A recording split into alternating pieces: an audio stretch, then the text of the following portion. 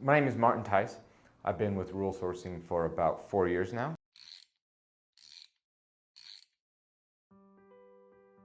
So Elixir is a dynamic functional language. Elixir is being used more and more nowadays, and bigger companies are starting to pick it up as a solution and re-platform a lot of some of their older solutions into this newer, more powerful Elixir language.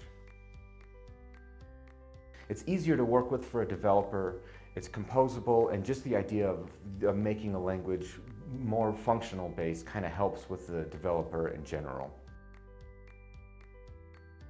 You're able to use only what you need. So if your program kind of grows and you need more, it can spin up more and have more processes. But at the same time, if you only need a few, you don't have to have this overhead of a giant program running.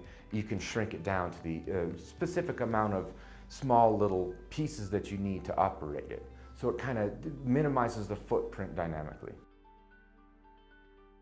You don't really ever have to think about it.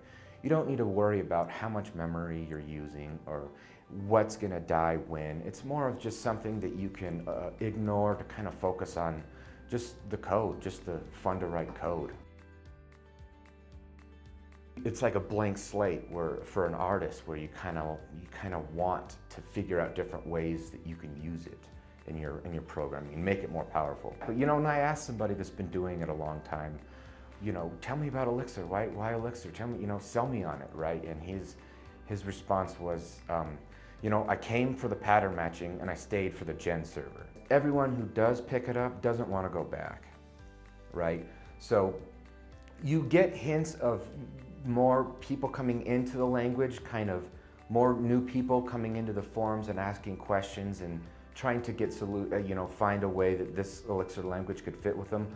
But more so, I don't see a lot of people leaving or saying, I don't like Elixir because. I see a lot of people staying and making it work for themselves.